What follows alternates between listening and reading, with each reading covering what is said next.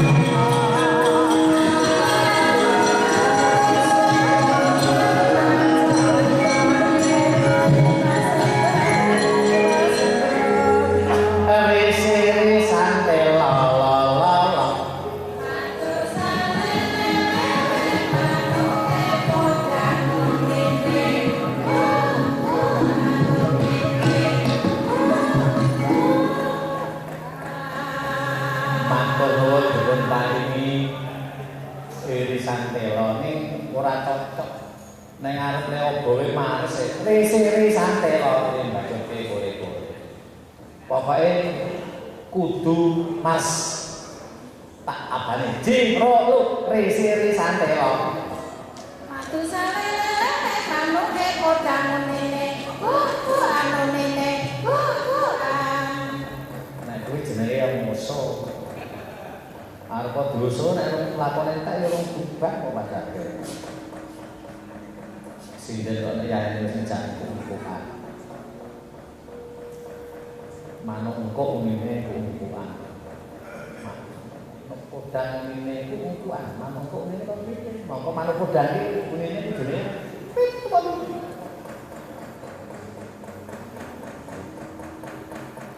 ya surah, enggak.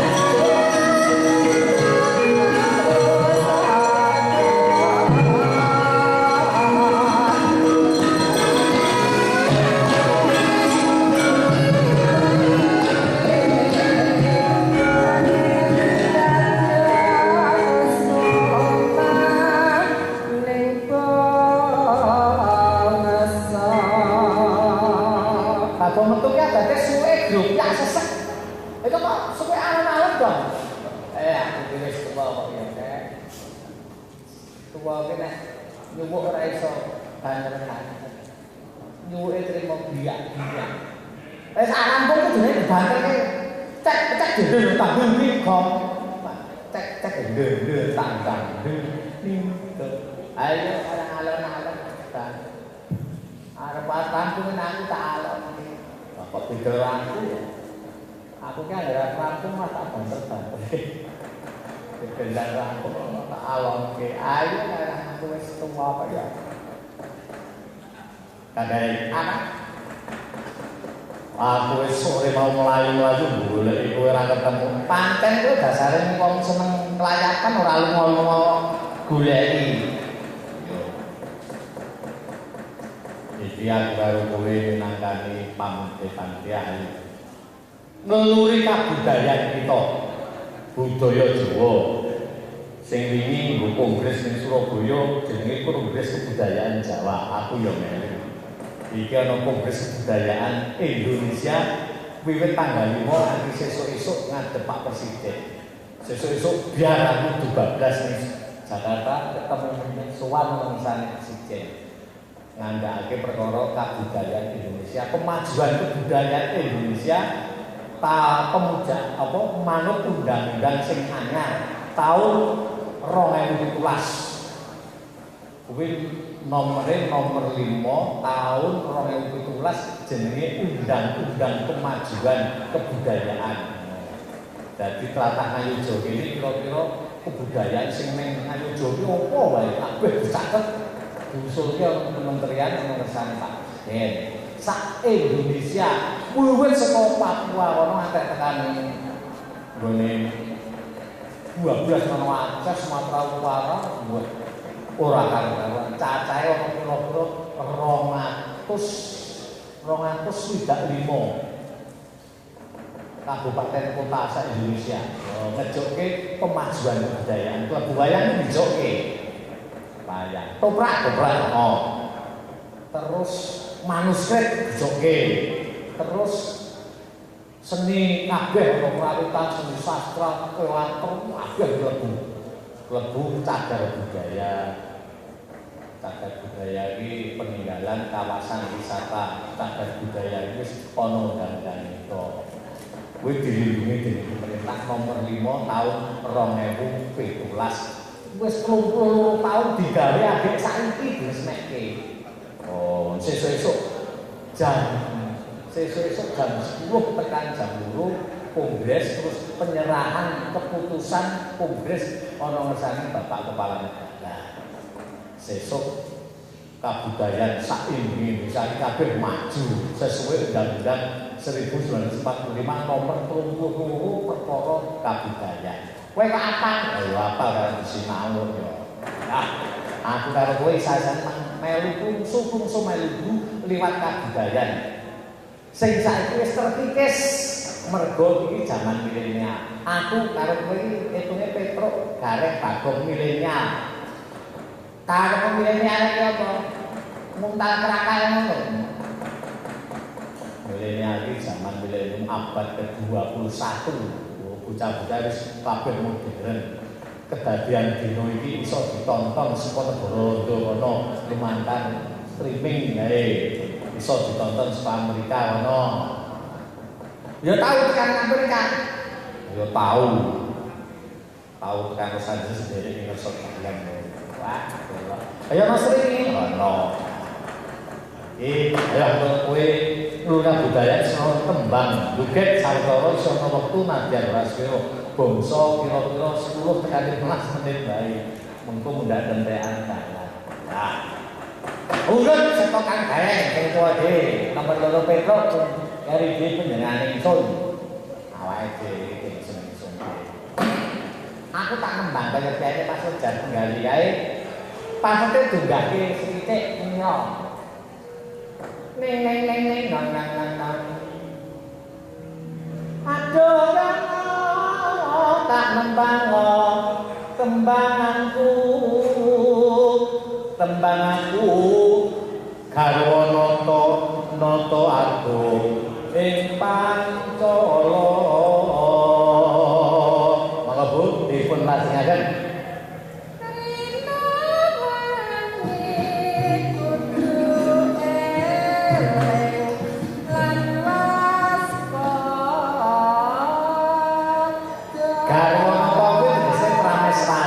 tiba dening Rina wengi.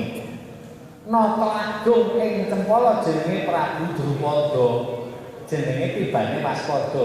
Rina wengi kudu eling lan waspada. Wong kuwi kudu eling lan waspada. Anut jaman kelakone kowe ora kena keli ning ngeli. Ngono, anut jaman kelakone kuwi. Eling lan waspada bejo bejane sing lali isih bejo sing eling lawan waspada ana tembange ramalan Kirangga Wasita.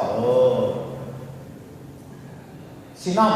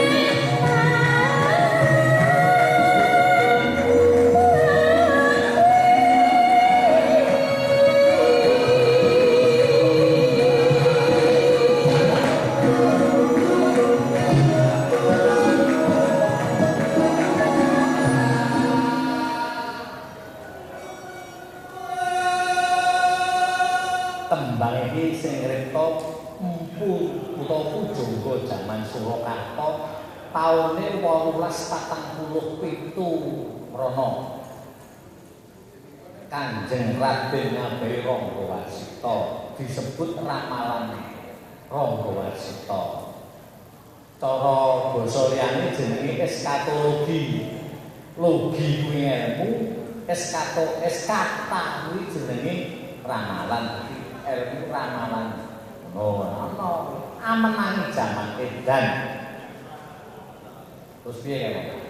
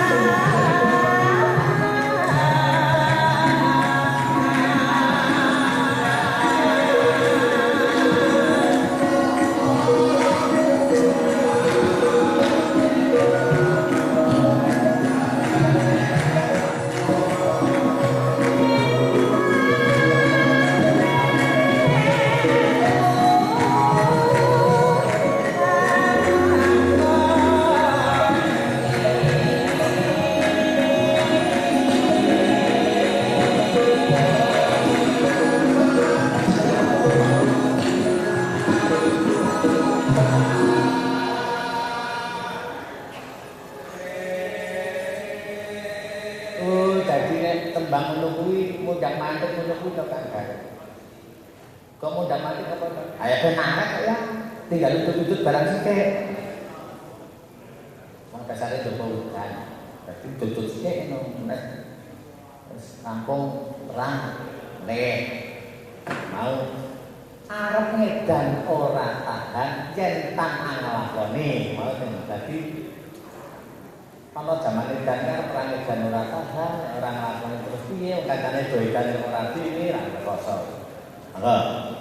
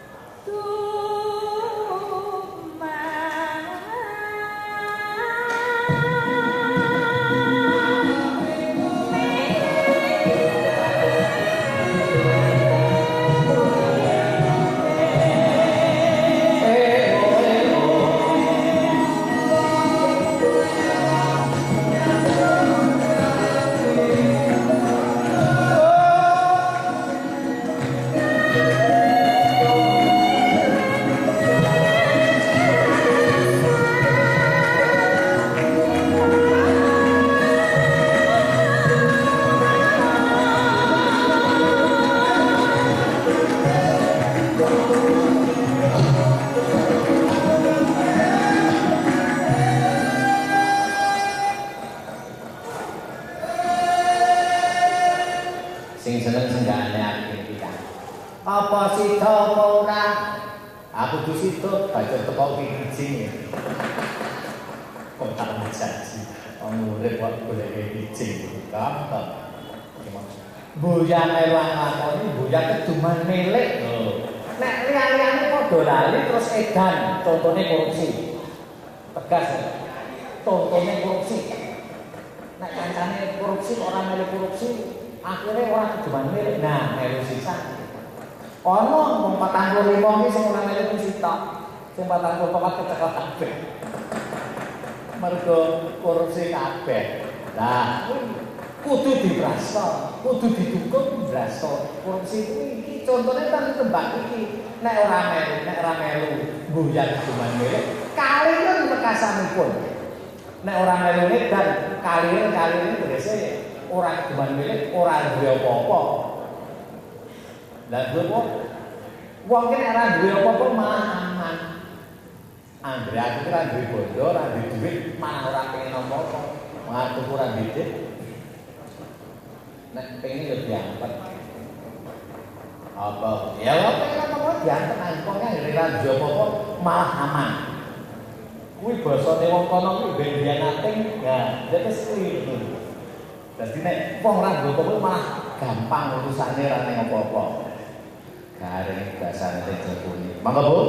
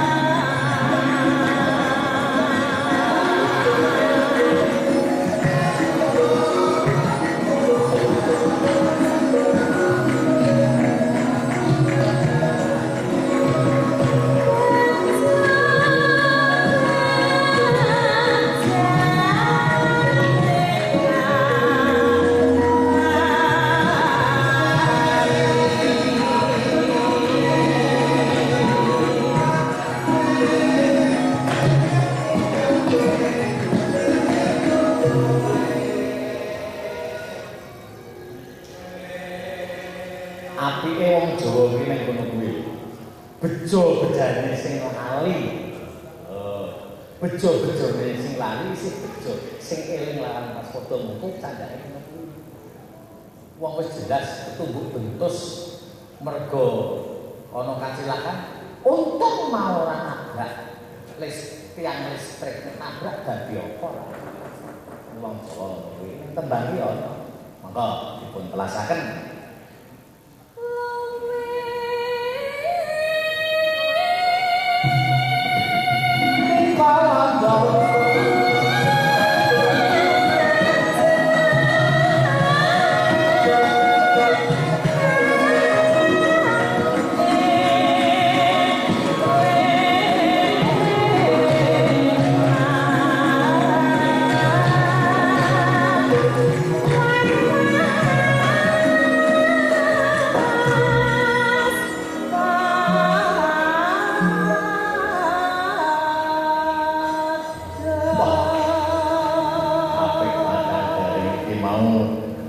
Iki mau sinom. Isine ramalan Rangga Warsita. Wong sing aran penyanyi Pujangga kawentar jaman Karta Surakarta. Jenenge Rangga Warsita. Ngono mah. Paring pepiring marang kowe kabeh supaya urip ngati-ati eling larangan padha kuwi penting, kuwi wigati. Nek ora penting contone wong sing eling larangan padha kuwi mlebu ATM yo iso diapusi wong. Mergo wuru ngene bakal duwe kakusan nganggo HP dibel kelangan duit. Anakku dhewe kena 16 juta ya nangis sendiri. Mergo kena apus kromo saka teknologi modern sing jenenge IT kuwi teknologi informasi. Ana apike ana eleke, apike kena mbingungah kemajuane jagat. Ning eleke kena nggo apus kromo ngapusi sapa wae sing bakal tumindak ora. Yo Saiki ganti kowe. Loh. Aku nembang kaya kancane. Nembange patete slendro menyura. Ayo kanca guyo rukun kandang karya kanthi lair batin anjung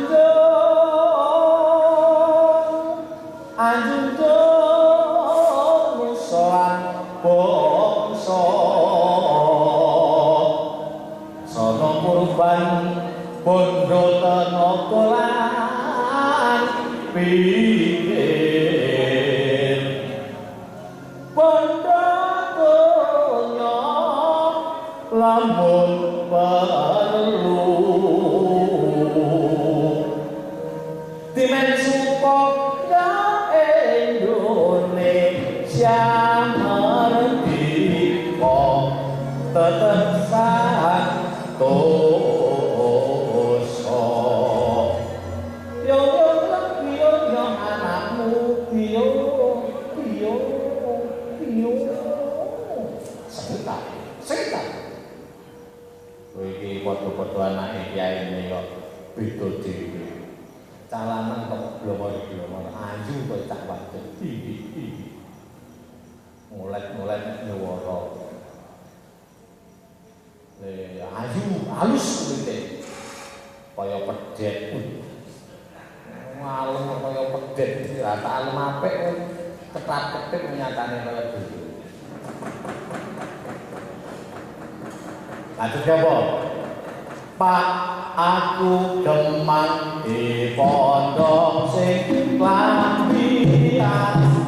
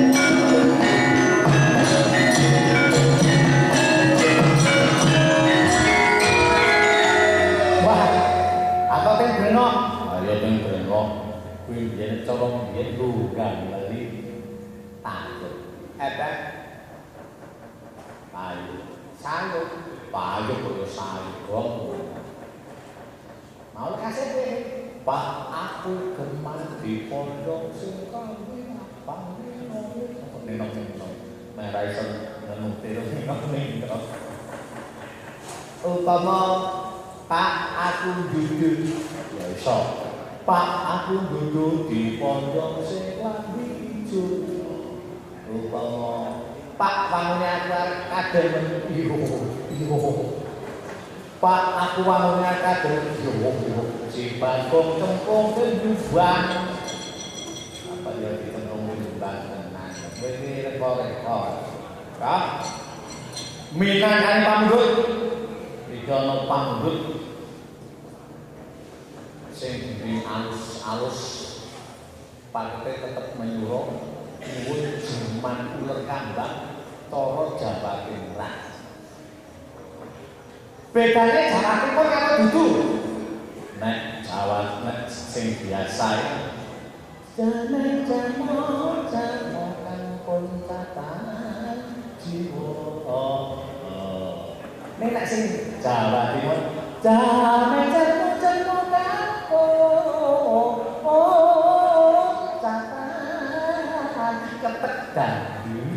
dan tak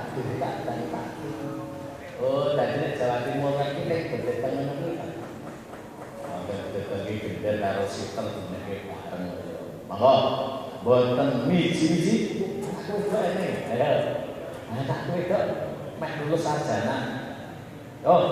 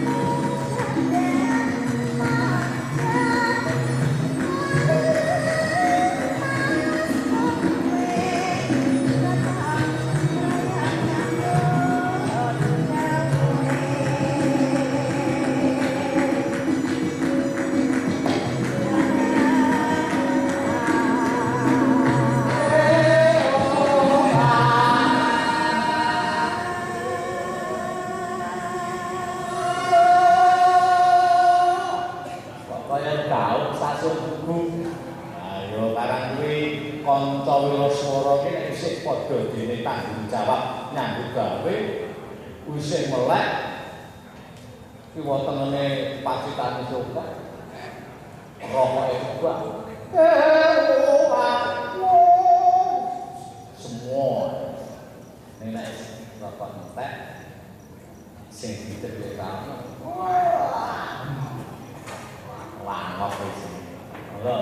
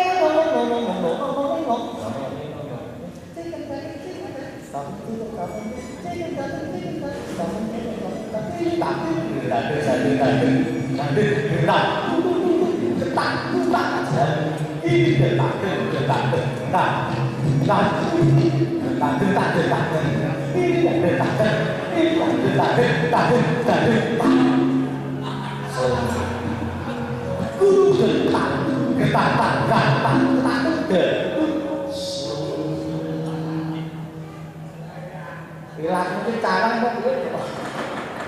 Kok iso nabung pirang-pirang gamelan sak pangkon kabeh kabeh. Sekarang wis cara putune bocot ya ngono kuwi. Iki mau jenengan kula catat. Tengkok Jawa Timuran sing dibawakan anak wadon bocah ayu dhewe. Bila mana tidak bisa jalan, soalnya si tak isi awet langsung sesuk wis sudah. Maju. Dan oke sarjana tinggi itu nek iso. Kula tambah untuk isi apa penyajian itu perlu. Penyajian iso nabuk, bisa mempertahankan, kok tak isi yakin. Terus cum laude. Terus pasarannya mudah.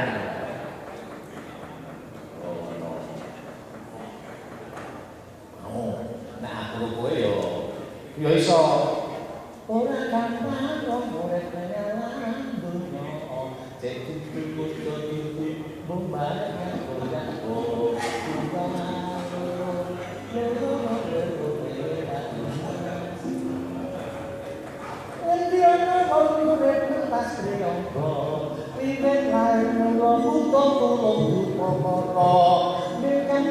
janji butuh tulung mati bumi mono tau mas mono wae akeh kuwe bisa kecukupan bangsi umbas kanane mula aku kanca gotong royong satu usul ya terus dine wektu lungae laku main-main pada kira itu Ricik, aw. Buka sekolah gambar. Arti tak ada Ricik, banyak masan.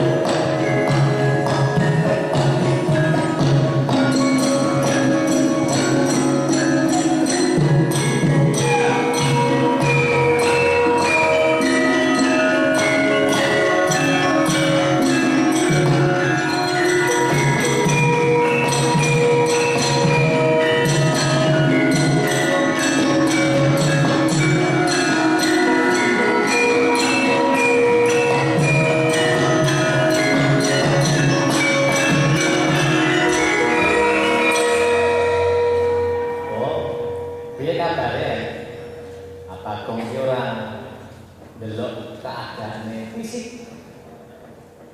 Fisiknya ini arep lemene kan blur-blur. Suwuk senengane goyang, tak gampang tak gendeng.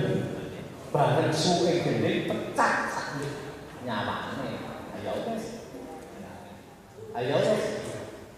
Engko bojone sing lor kali kowe sing tak kali. Piye bojone mah sedulur semakut bojone dihitung tak goleki engko. Apa ya, Mas? Kritik paling masan. Lah kok ndek aku tersinggung. Terus nyumi kan musike. Lama-lama kuat minjo tiben lumbang. Lu kok tiben lumbang. Lu kok tiben lumbang lama golek bojo sing pinter dalange sugih utang. Kok ngerti? Ayo nyata kowe hebat. Sauron utang kowe. Ora berjanji wong ngetes gede kok jak nyalu utang. Ya mau sih kowe. Rama-rama golek ninjo tiben di mana? Bagi lu kok tiben bagi, lu kok tiben bagi Rama golek bojo sing dadi polisi. Sapa sing wong ora seneng dibojo polisi. Sapa seneng dibojo dalang ya? Dalang udah mau. Puluh dino badhe ora. Nah judune dalang iki apa? Ayo saiki aja. Rama-rama. Paksona. Saiki paksona. Apa mau? Golek ninjo tiben kalen. Ayo bacana sisine. Lekak tiba kalen. Lekak tiba kalen Rama. Golek bojo sing dadi pasinden. Ayo cocok sing lanang dadi dalang, sing wedok dadi sinden. Sasine apik, ora tau leleh. Sing lanang paling dalang, sing wedok paling ben ora tau ketemu. Ketemu meneh perapatan. Yo, deku yo. Wis wengi, wedi ya. Iki Mas. Sing gua aku kok dite. Lagi kula ngapun sing wong wedok. Yo, pengen kabeh paten kowe ra rewel. Wani rewel aja takon dosa. Apa? Tak pegat. Lah mlaku. Ayo men gudan dia. Ora jengkel dadi dalang utang ekek. Tak kon nyawuraken. Kowe anake sapa? Kok dadi wani bulan? Kowe anake sapa? Hah? Iki ora wong salat. Kowe anake sapa? Takon karo. Yo, datang. Aku Ratu saka Jonggeraji jenengku Gadung Awu. Mantuk. Aku Raden Indrajit lakone apa Indrajit disebut Gadung Awu. Walah, wong kok lenengan. Ya yo. Aku karo kowe ora bayu. Iki sipun sane ndoro wanci sakmene. Yo, aja cecung tangan ndak ora bayu.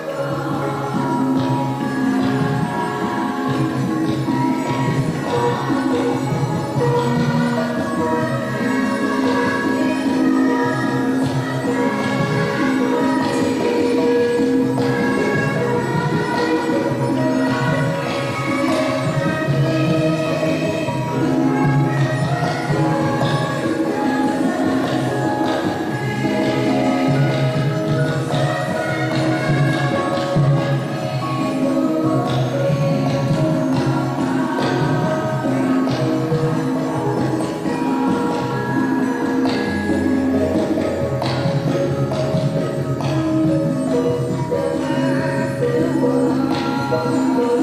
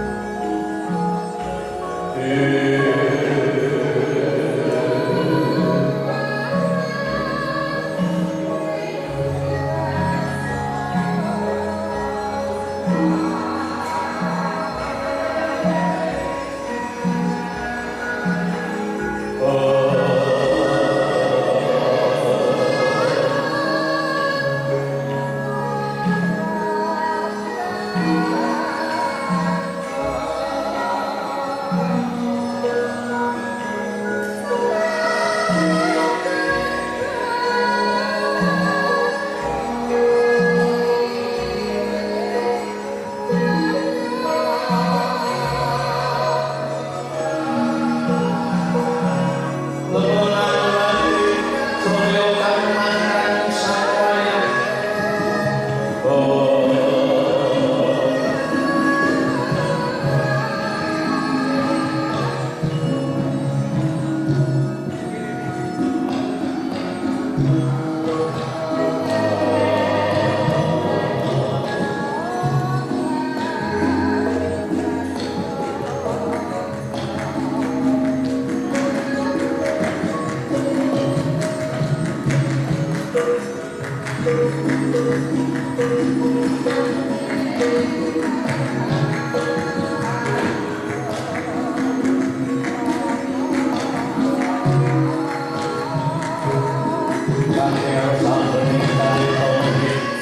Madani wong sok dengan coro lepas sing wau dadi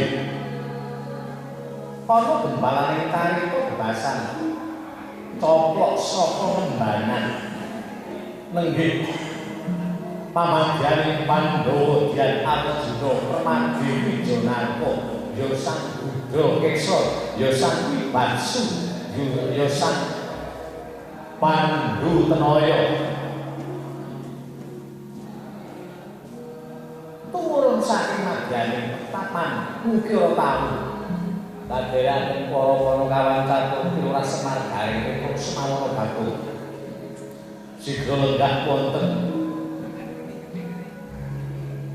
sangandhaping mandhewa lenggah sela gendang amriksani kaendaning caket kinariwa lipun griya ingkang medhen sumpawa sinareng priksa piswaning para kawan sigra manunggas waran ninggal mento dereng kaliya sinasan